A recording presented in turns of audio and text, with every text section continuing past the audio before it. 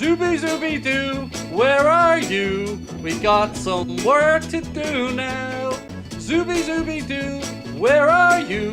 We need some help from you now. Breaking news for Liverpool, Martin Zubimendi has rejected their proposal. And Zubimendi, you have earned an enemy forever.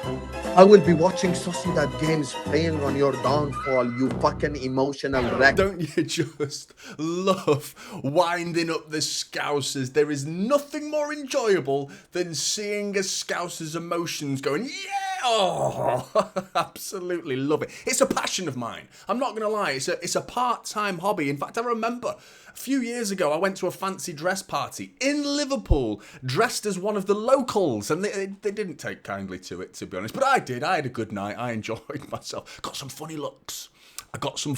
But Martin Zubimendi is reportedly from, told me this is, once again, the Twitter account doing some interesting news and providing some little tidbits of information. Go and subscribe to the Real Tolme's Hairdo on Twitter if you're interested in finding out little tidbits of information about Manchester City and their business and their dealings. Then I highly recommend doing that. But Martin Zubimendi is potentially a new target for Manchester City. This is probably one of the first times I've heard City being linked with him, but it's interesting. It's a player that we need.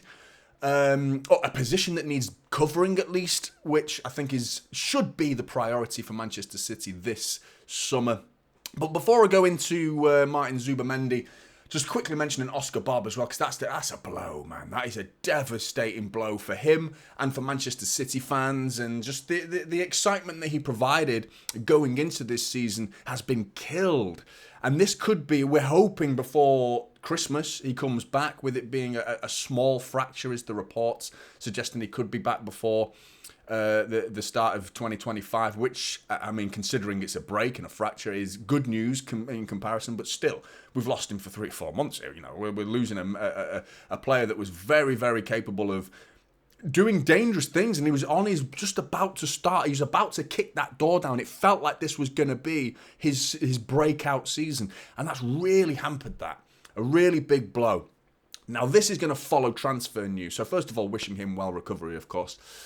This is going to follow some transfer news now. Are City going into the market? Are they not going into the market? But starting with a little bit of, with all due respect to Kalvin Phillips, dead wood. It's time to get rid. Unfortunately, as much as I love the guy, the human being, he seems like a really nice guy. He has just not been good enough at Manchester City, unfortunately. And I mean, his confidence has been shot. He didn't even look good enough in a West Ham shirt. And he's struggled. He has struggled ever since. We saw little glimpses, tiny, and I mean tiny, glimpses of quality when he played as a centre-back in pre-season. But Kalvin Phillips, it looks like his time could be over at Manchester City. Told me again on Twitter saying, exclusive, City want a 3 million loan fee in addition to a club taking on all of Kalvin Phillips' wages, roughly a £10 million commitment. I don't think he's good enough for the first team, even if we played him as a centre-back. I don't think he's good enough to get ahead of Diaz, Akanji, Gvardiol, Nathan Ake. He's fifth, you know, so why stick around? Why stick around? He needs to play football elsewhere.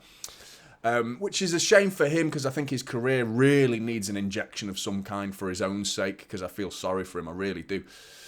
Moving on, now this one I feel is very much, this won't go away. Eberechi Eze, this transfer has been linked consistently from the start of the window to today. And I have if I had to pick one player that I think City will approach and genuinely go in for, it is Eberechi Eze, because of the consistency of the transfer rumours. Now, I personally don't agree with that. Does he fix our problems, though? Do we need Eberechi Eze? He would be a great addition. I think he's a good player, very good player. We've lost Alvarez, so you've got that factor. You've just lost Oscar Bobb for 3 or 4 months, but I don't think Oscar Bobb's injury would force Manchester City's hand too aggressively. I don't believe that they would think like that.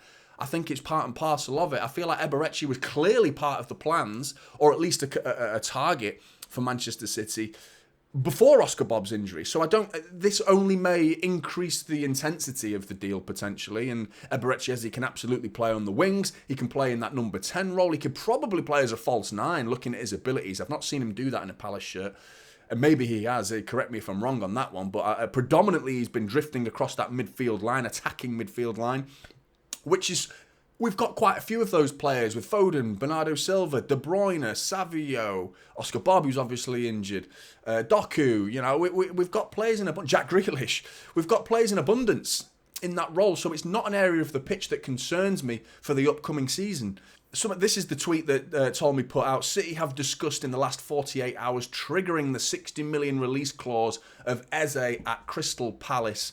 His agents are not ruling it out. Firstly, I think we're also supposedly targeting Adam Wharton of Crystal Palace, so it's surely one or the other. I can't see Crystal Palace allowing City going for both Eze and Adam Wharton. I've always said that Wharton, I believe, would be a window, maybe 2 windows away, maybe not at all, especially if we go and sign a new defensive midfielder that isn't Adam Wharton this window. Then you can forget Adam Wharton. Adam Wharton's tied down till 2029. There's no way Palace are going to let 2 of their best players go in the same window. That's just not going to happen.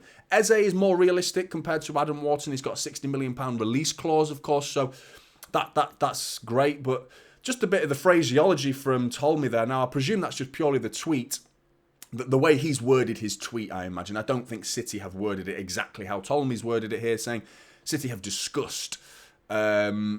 That suggests that we're planning as we go along. We're making it up as we go along a little bit. I imagine that we've already done the discussing and identified the players, you know. Because if we haven't, that's alarming, and I don't believe that's the case. I am convinced there's no way City have gone into this transfer window and just decided on a whim, let's go for Eberechi Eze, see what happens. Should we see what happens? No, not a chance. There's no way. I believe this has been a player that City have been linked to and focused and targeted and identified for Manchester City, and he's on a short list of players. Eberechi will be on a list of players, short list that will be alongside other players. He's a quality player, but like I said, he does not solve our problems. You've also got to factor in, we've got Echeverri joining in December to January as well for Manchester City, plays in that attacking midfield role, that number 10 role. Echeverri could come in and be, if we need minutes, he could be given minutes. He's a quality, promising player. Eze's proven Premier League experience. You cannot trust Echeverri to come in and be a guaranteed success. That would be a gamble on City's part to assume that he would be. The signs are positive. It looks like he could be an absolute worldie of a player. He looks quality, Echeverri. But there's no guarantee. I mean, there's no guarantee with Eze, to be fair, but you've got that 26-year-old with multiple years of Premier League experience versus a South American joining Manchester City who's not even familiar with the country that he's moving to and the league and the opponents. So young, so there would be a different level of expectancy compared to Eze and Echeverri, but still, quality player. I wouldn't say no to Eze. I just feel like if there's money to be spent, I imagine there's more than £60 million for Manchester City to spend, considering the sale of Alvarez as well. But the area of the pitch for me that's the number one priority is, of course, defensive midfield, and that brings me on to Zubimendi, 25 years old. Martin Zubimendi. Let's read what Tolmi said first of all. Martin Zubimendi has also been discussed as a potential target. There's another bit of phraseology that, you know, as a potential target, City making it up as they go along, I don't know. Following the recent collapse of his proposed move to Liverpool, Pep would still prefer Guimaraes over others, but just wants City's business done. And I completely agree with that last little bit of the sentence there. Guimaraes over others, yep, for me, I think Guimaraes over others. Kimmich, for me, we've not heard any transfer links for Kimmich. Kimmich is something I think City fans would like, me included.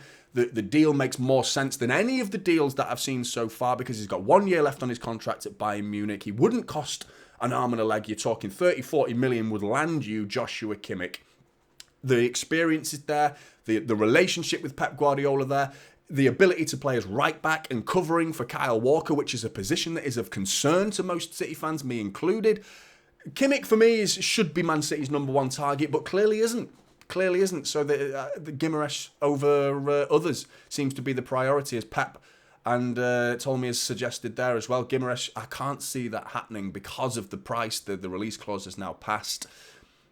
I still think City could go in with an 90 million pound offer and test the waters with Newcastle, see how far they're willing to push the boat out to land Guimaraes for under the release clause that was originally planned, because City were never going to spend that release clause. So the release clause is almost irrelevant because it's like, well, we never were going to spend that. In a year's time, we'll come in for Guimaraes, whose value may have decreased by then. He needs to have as good a season as he did last season for him to maintain his value, because he's only going to be 1 year older, and he has to at least maintain that value, and that's a good day for Newcastle.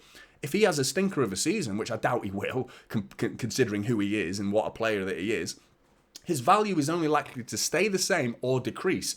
So it will be interesting to see if City can test the waters this summer for Guimaraes and go in hard for for Bruno Guimaraes. But Zubimendi is an interesting one. I feel like there's a bit of naughty shenanigans going on there. I'm not convinced that we're genuinely in for Zubimendi, but I would love it. He's a quality player, and it brings you onto the Liverpool saga of what's going on.